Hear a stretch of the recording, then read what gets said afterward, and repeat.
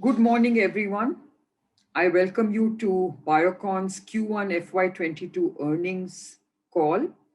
Let me start by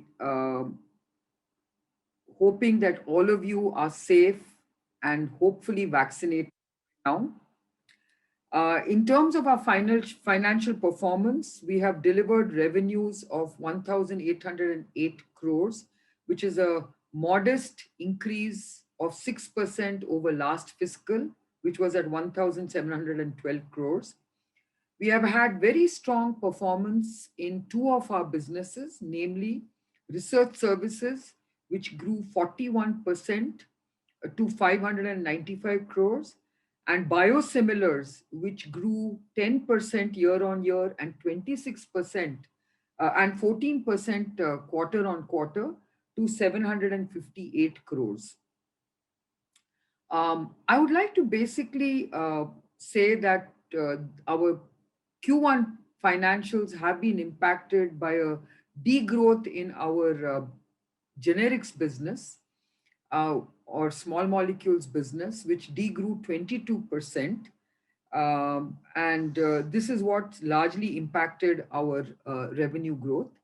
Having said that, I think our core operational indicators are very stable, and we have sustained the FY21 comparable numbers this fiscal, even though we have been very significantly impacted by the pandemic's second wave in India. The second wave actually has disrupted many of our operations, both in Bangalore and Hyderabad. And this has largely been on account of rising cases of infections, as well as certain supply chain disruptions, such as oxygen supplies and some other raw material and input availability in time because of the pandemic.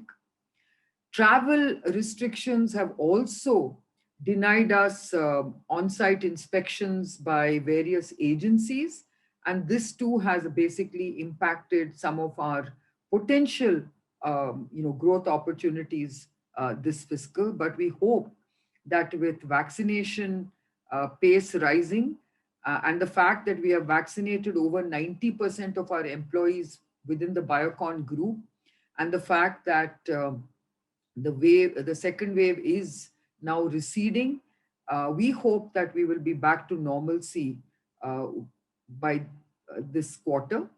And we hope that the rest of the year will then deliver the potential growth that we have all been working towards delivering.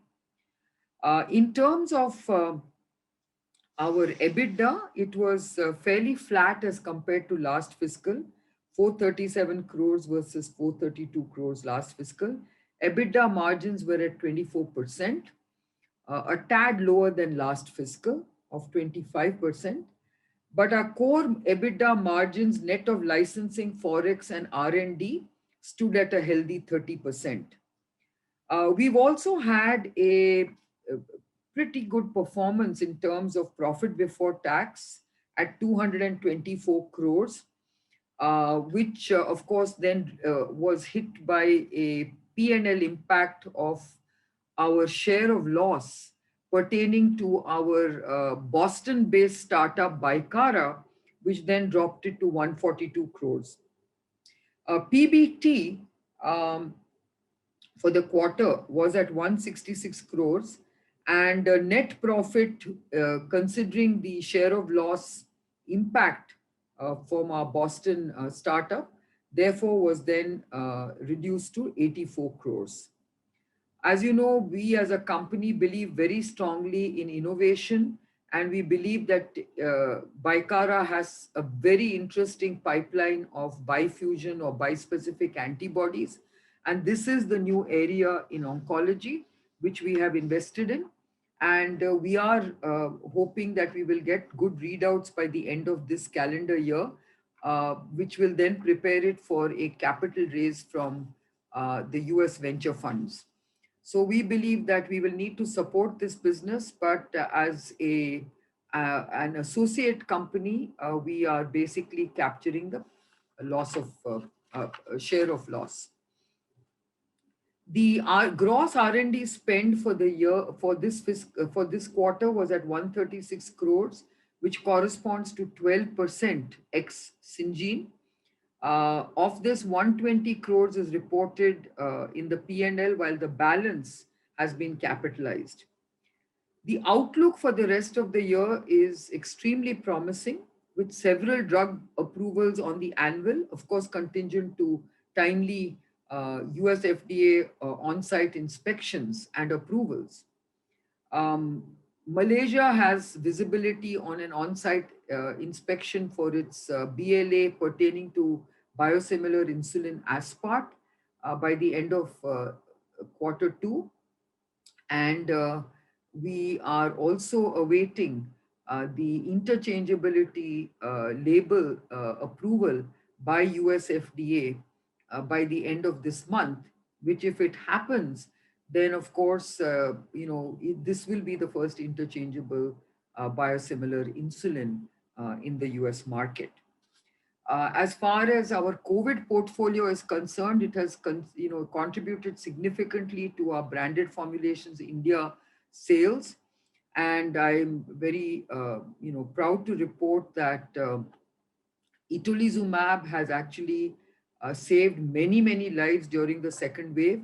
We've had to ramp up production. We have served over 27,000 patients with itolizumab, and we have several very appreciative testimonials from various providers of healthcare and patients and patient families who have appreciated the life-saving aspect of this drug. We've also benefited from remdesivir sales, both at the research services level and at the branded formulations India level. In terms of our segmental reporting, the generics business saw a launch of two generic molecules, labetalol and osimeprazole, this quarter. And these are important launches because they do address a interesting opportunity in the US. Syngene has basically benefited from various parts of its businesses, but what it announced this quarter was an agreement, a 5-year agreement signed with IAVI, a US-based nonprofit scientific research organization, for manufacturing 3 anti-HIV monoclonal antibodies for use in phase 1 and phase 2 trials. And they have a responsibility of developing the molecule all the way from clone to clinic.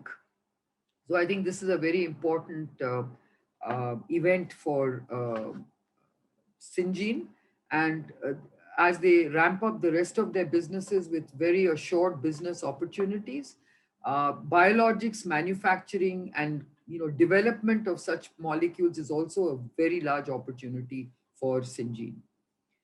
In terms of our novels program, we have shared our, we have shared I've just mentioned about Bicara, which is our Boston-based startup, but our partner Equillium has also had a very successful end of phase 1 meeting with US FDA and are on track to start their pivotal phase 3 trial by the end of this year. This is for acute GVHD. And in the same space, Biocon, which has the European rights to itolizumab, has also received an orphan status for itolizumab for both acute and chronic GVHD. So these are important milestones in our novels program. And what I would like to say is that we have had a very challenging quarter because of the second wave. We have had operational disruptions. We have had setbacks due to regulatory delays. And having said all of that, I'm still very confident that now that we've overcome many of these challenges, that the quarters ahead will see a very strong recovery and performance. We believe that business sentiments are favorable for biosimilars, generics, and services, and we see a strong demand for both biosimilars and generic drugs globally, given the growing emphasis on affordable drug pricing. So, with that, I would like to basically end on a strong positive note and a very optimistic note that we are looking at the rest of this fiscal with good growth prospects.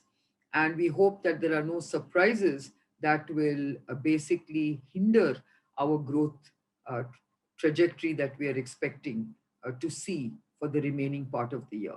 Thank you.